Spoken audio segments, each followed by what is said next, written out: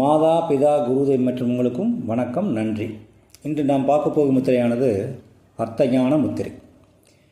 இந்த முத்திரை எப்படி செய்கிறது, எத்தனை நேரம் செய்கிறது, இதனுடைய பலாப்பழம் என்னென்னு நம்ம ஒவ்வொன்றா பார்க்கலாம்.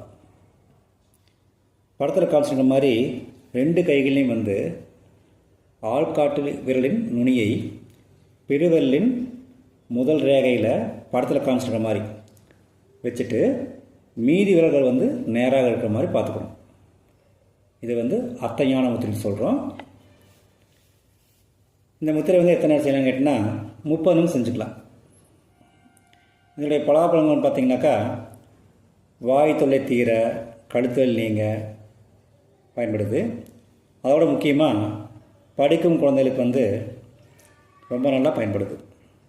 ஏன்னு கேட்டிங்கன்னா தேர்வு காலங்களில் படித்த பகுதி மறக்காமல் இருக்கும், மேலும் படிக்கும்போது உற்சாகமாக இருக்கும்.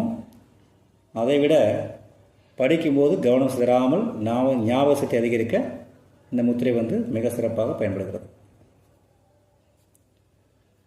முத்திரை செய்யும்போது அதற்கு உண்டான விதிமுறைகளை பயன்படுத்தி செய்யும்போது நமக்கு நல்ல பலன் கிடைக்கும். விதிமுறைகள் என்னோடய ஒவ்வொரு கடந்த வீடியோலையும் நான் சொல்லியிருக்கிறேன். இருந்தாலும் நான் ஒவ்வொரு வீட்டிலும் சொல்வது வழக்கம். அதே மாதிரி இதுலேயும் சொல்கிறேன். முத்திரை நின்றுட்டோ நடந்துட்டோ செய்யக்கூடாது. முத்திரை செய்யும்போது நம்ம காலை கீழே இல்லை நம்ம கீழே ஒரு விரிப்பு வச்சுட்டு அது மேலே காலை வச்சுட்டு இல்லை அது மேலே படுத்துட்டு முத்திரை செஞ்சுக்கலாம்.